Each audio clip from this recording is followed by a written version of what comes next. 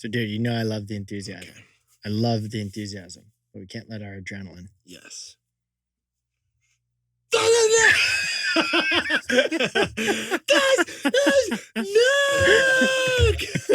All right, here we go. 3, 2.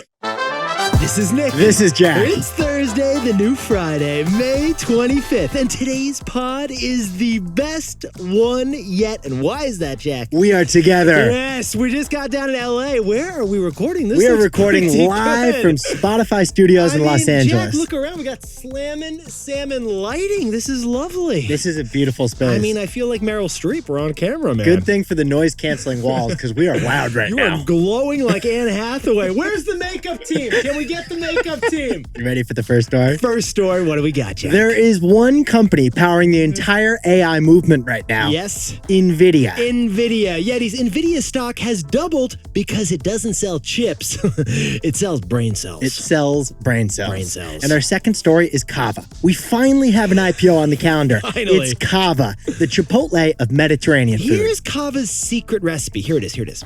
Zag, don't zig. And our third and final story is Google and Uber.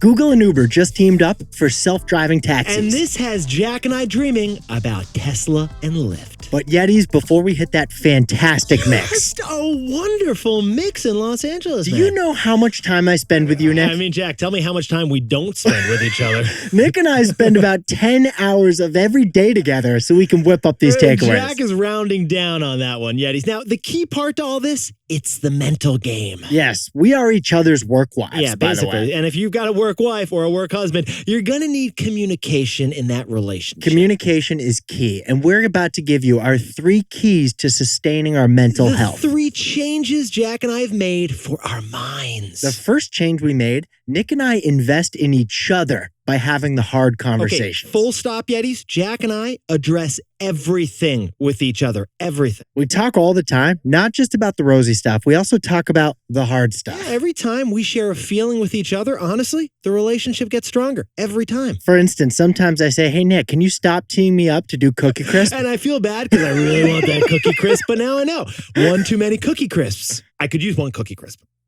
My quota's up for the month, actually. You to do a Cookie Crisp. Okay. The second thing Nick and I do, we invest in ourselves with mental health care. For example, I've been doing therapy for 4 years, and frankly, I wish I'd been doing it for longer. I actually just went yesterday before this flight, Jack. Yetis, I use a meditation app every morning for the last 4 weeks. And I started going to therapy last year, too, because of Nick's inspiration. We always talk about this. Therapy, it's preventative care for yourself and for your relationships. And the third thing Nick and I do, you already know this one.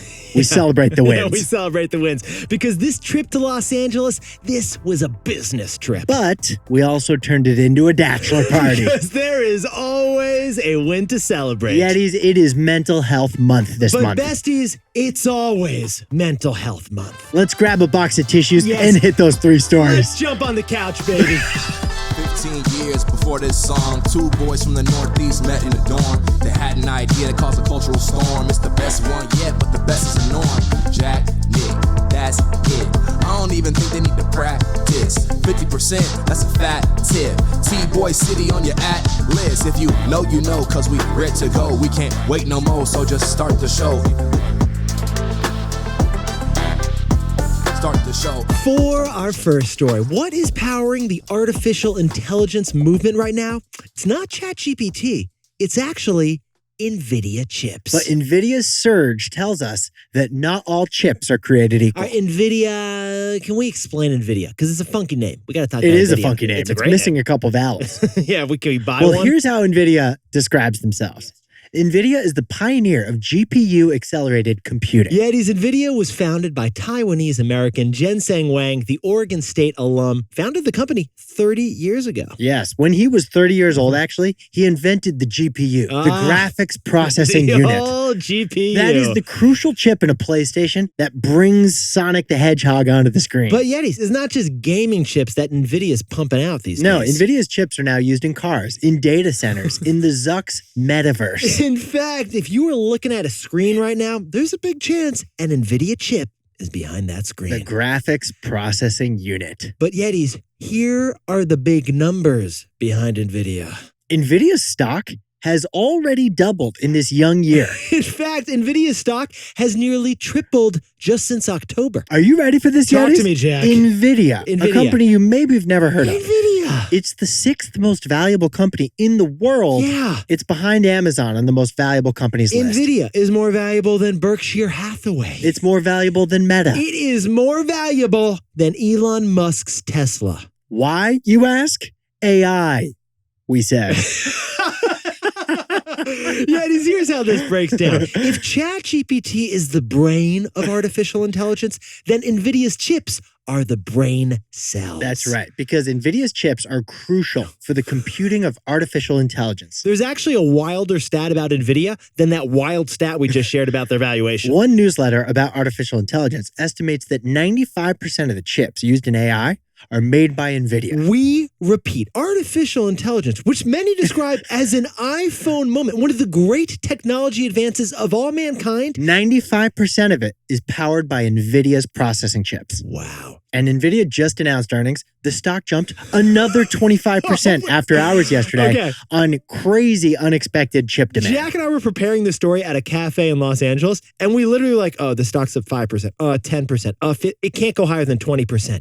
It did. Now, the top concern for NVIDIA right now, it's actually China. Yeah, because if China bans U.S. chips, which they're thinking about doing, that would shut out NVIDIA. And that would kill 1/5 of NVIDIA's business. So interestingly, the biggest risk to NVIDIA right now isn't a business risk. It's actually a political risk. Why? AI. No. So, Jack, what's the takeaway for our buddies over at NVIDIA? Not all chips are created equal. Look, yeah, these computer chips, they're like potato chips. Not all chips are equal. Like a tortilla chip is a lot different than a flexible, fancy kettle chip. And some chips are better than others. That's like true. Advanced chips are unique and they can demand a high price, while lower-end chips are commodities and the price can fall. For example, Samsung makes a lot of chips, but their profit fell by 95% last quarter because those chips just aren't the chips that people want these days. Because Samsung's chips are not in high demand, the price of the chips Samsung makes fell by 70% in the past year. On the other hand, NVIDIA's top-of-the-line chip... It's known as the DGX A100. We're talking about a $10,000 computer chip from This NVIDIA. is the Cadillac of processing chips. Well, that expensive $10,000 chip is required for 95% of AI projects. NVIDIA is now the 6th most valuable company on Earth. Because not all chips are created equal. For our second story, we finally have an IPO happening this year, and that IPO is Cava. Cava has scaled Mediterranean food by separating the zig from the zag. All right, but Jack, we got to kick things off with kind of a sad stat for our investment banking Yetis out there. The number of IPOs in America is at a 32-year low. So when Jack and I heard there was an IPO happening, we said, hey, we got to cover this initial public offering. We got to dive into that S1 we document. Jump in T-Boy style, and we did, and that company is Cava. Cava is expected to fetch a $1.5 billion valuation with their fast casual Mediterranean chain. Jack, how would you explain Cava? They're the Chipotle for chickpeas. Could you say they're the sweet green of Baba Ganoush? Sure. Yeah, let's go with that. If you enter this restaurant, it's like an overwhelming Greek grandma met you at the door. There's like too many options here. There are like 6 different types of hummus on the menu. As you're going through the assembly line of food, they're going to offer you 3 levels of harissa spice. Yeah, you get to the end of the cashier and she's like, your skin and bones, eat up, honey. Oh, you're a vegan? Don't worry, we have lamb. And because of all those options, 80% of the diners customize at Cava. They build their bowl as they go. This business is similar to Chipotle in like every single way. It is. You just got to like replace the tortilla with the tahini. Right. Not Mexican, Mediterranean. But the real spice around this company, Yetis, it's not in the harissa. It's in the numbers. Cava had $560 million of revenues last year. Yeah. And over the last 6 years, they've averaged a CAGR of 52%. 52% for their annual growth rate. That's the average growth rate over the last 6 years. That's pretty darn strong. So Jack and I are looking at the numbers here, and the revenues are similar to a Sweetgreen. To sprinkle on some more context, the revenues are about 1/20th of Chipotle. At Cava, the guac ain't extra, but the falafel is. And there was a fascinating thing Nick and I noticed as we compared Cava to Chipotle and Sweetgreen. Here's what we thought was interesting. The fast casual restaurant industry, it thrives in cities. Cities are where people demand both quality quality and speedy convenience. So it's no surprise that the majority of Chipotle and Sweetgreen customers are in cities. Yeah, they're grabbing a burrito bowl between their work meetings. Okay, but here was the shocker. The majority of Cava restaurants are actually in the suburbs. They're suburbanites. 80% of Cava's customers live on a cul-de-sac street. 80% are in the suburbs. We're talking more Greenwich, less Greenwich Village. And the result is that actually Cava faces less competition in the suburbs. Being in the suburbs, Cava can take more market share, or as we like to call it, more tummy share. In cities, fast casual is a lunch option only. Right. So in cities, fast casual restaurants are really just selling lunch. On the other hand, Cava is in the suburbs, so they can sell 2 meals. Because there aren't as many dinner options in the suburbs, Cava gets 45% of their sales at dinner time. 45%. Jack, what's the hot date in the suburbs these days? A feta feast over at Cava. Meet me there Saturday night, 8 p.m. Baklava's optional. Baklava before you relieve the babysitter. So, Jack, what's the takeaway for our buddies over at Cava? Separate the zig from the zag. Yetis, most of Cava's competitors are zigging. They're focusing on high-traffic urban locations. That's the zig, the expected traditional route that is consistent with the trends. But we noticed that even before the pandemic, Cava already had pivoted to suburban locations. That's the zag. Right. The contrarian, non-traditional route that Cava took. And that zag has paid off as people have moved from urban areas to suburban areas during the pandemic. Yeah, the pandemic caused a migration from cities to suburbs. And Cava's kitchens were waiting with open minivans. It's totally fine if your business is zigging. Sometimes you need to sprinkle in a bold zag. And now a word from our sponsor, Mudwater. Yetis, you may assume that we drink a lot of coffee. We get that a lot. This is a pretty high energy show. But full disclosure, this is Nick, and I drink zero coffee. Just not a coffee guy. Mudwater was made for Nick's morning because coffee's just not for him. So, Jack, I like the richness. I love the nuttiness of coffee, but like the caffeine. It's just too much caffeine in coffee. The takeaways would explode if I had 2 coffees a day. Mudwater is the best coffee alternative Nick and I have ever seen. It captures the ritual of coffee that you love, but without the coffee. Here's how it works. Mudwater is made of 4 adaptogenic mushrooms and Ayurvedic herbs. Instead of the coffee bean, Mudwater leans on mushrooms for sustained energy with a fraction of coffee's caffeine. For example, this morning, Jack, to jump in T-Boy style, I whipped up the Mudwater chai, which has that like nutty flavor I like. I actually love my morning coffee routine. I'm not trying to change it, but in the afternoon, I do need a no-caff pick-me-up, and that's when I use Mudwater. And Yetis, it comes with a frother, so you can just go crazy and mix in a whole bunch of things into this stuff. 100% USDA organic, non-GMO, gluten-free, vegan, and kosher certified. So besties, go to mudwater.com/Tboy to support the show and use code Tboy for 15% off. That's mudwtr.com/Tboy and use code Tboy for 15% off your order. For our third and final story, Uber just partnered with Google so you can book a self-driving taxi in Uber. This partnership has us thinking about the perfect next big acquisition. And it's not any of the companies we just mentioned. But Jack, first of all, next bachelor party, we're doing it in Phoenix.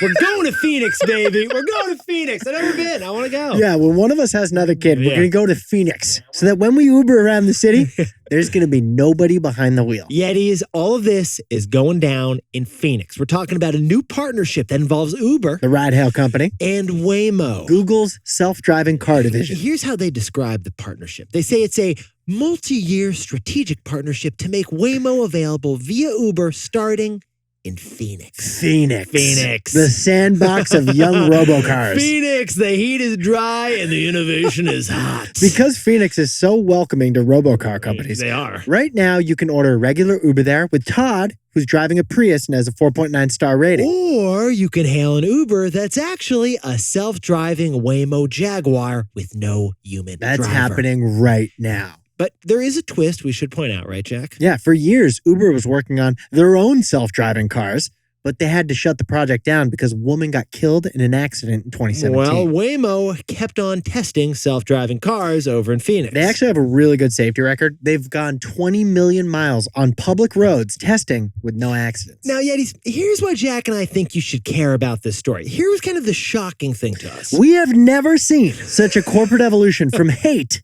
to cooperate. Because Uber and Google have been adversaries. In 2017, Google took Uber to court. They sued Uber for stealing their self-driving technology. Or were they stealing their technology? They stole our recipe. Yeah, that's exactly what they did. Uber's employee, Anthony Lewandowski, was sentenced to 18 months in prison for 33 counts of IP theft. So yeah, the relationship was salty. But Google and Uber have new CEOs since then, and they've decided to move on. Yeah, they put the Waymo under the bridge. Honestly, this is like Tupac and Biggie getting together and teaming up. Yeah, they've declared a self-driving robo-taxi alliance. They've gone from hate to cooperate. It's like Regina George and Janice. Hugging it out. The Capulets and the Montagues. So, Jack, what's the takeaway for our buddies over at Google and Uber? Tesla will acquire Lyft. Oh, you didn't see that one coming, did you, Yetis? Jack, can you repeat that one? Tesla will acquire Lyft. Follow us here, Yetis. Waymo, they've got a self-driving car, a Jaguar with robotic eyes and ears that can see the road and drive you without a driver. But what Waymo didn't have was a connection to people who needed a ride from a self-driving car. This is the problem. No one downloaded Google's Waymo app, yet you already have the Uber app. And that's why Waymo is partnering with Uber, because of their app. Well, another company that is about to find itself in a similar predicament is Tesla. Elon says they are so close to turning every Tesla on the road into a robo-taxi. But not everyone has the Tesla app. On the other hand, everyone does have the Lyft app. And at $3 billion, Tesla could easily acquire Lyft. Jack, Lyft, it's just sitting there. It is down to a $3 billion valuation. It is ready to become the app of Tesla's robo-fleet. The news was about Uber and Waymo, but it got us thinking about Lyft and Tesla. Jack, can you whip up the takeaways for us for the new Friday? Nvidia stock jumped 25% yesterday because it's the chip that powers everything AI. And not all chips are created equal. For our second story, Cava has filed to IPO, following in Chipotle's fast casual footsteps. While everyone else is zigging, Cava sprinkled in a little zag. And our third and final story is Waymo and Uber. Waymo does the self-driving cars, Uber does the ride-hail app. And that got us thinking, Tesla should acquire Lyft. Now, time for the best fact yet. This one is actually a correction we've got to make, thanks to Rafael from Mexico City, now living in San Diego. This week, we did a story about the Colorado River. We told you about how 3 Western states are going to drink 15% less water from that mighty river. One of the biggest economic stories of the year. But Nick and I misstated where that river ends. Yeah, we had to whip out the Magellan maps on this thing. That river thing. does not end in the Gulf of Mexico. It actually ends in another gulf with a different name. The Gulf of California. Even though the Gulf of California is not in Mexico. The mighty Colorado River terminates in the Gulf of California. So the river doesn't end in the Gulf of Mexico. It ends in the Gulf of California in Mexico. Which is not confusing at all. Jack, can you give us one more cookie crisp, please? Yetis, you look fantastic over there. Jack, it is great to be with you in person. You too. You did great Let's go today. at the Bachelor Party. You're doing fantastic. Yetis, Nick and I will see you tomorrow. Can't wait. We're going to be sore.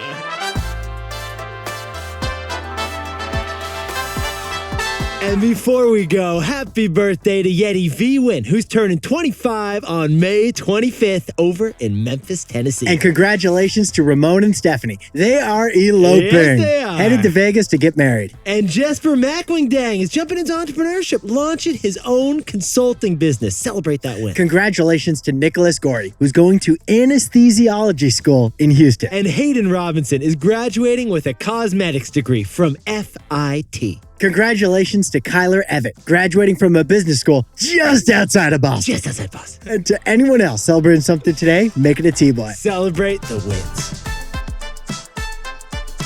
This is Jack. I own stock of Amazon and Berkshire Hathaway, and Nick and I both own stock of Chipotle.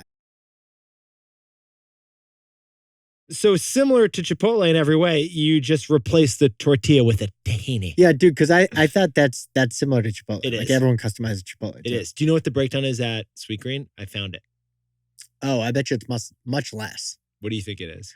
I bet it's You think it's majority on the menu or off? on the menu. You think it's majority on the menu? Yes. What are you trying to like square me into a position here? No, it's interesting.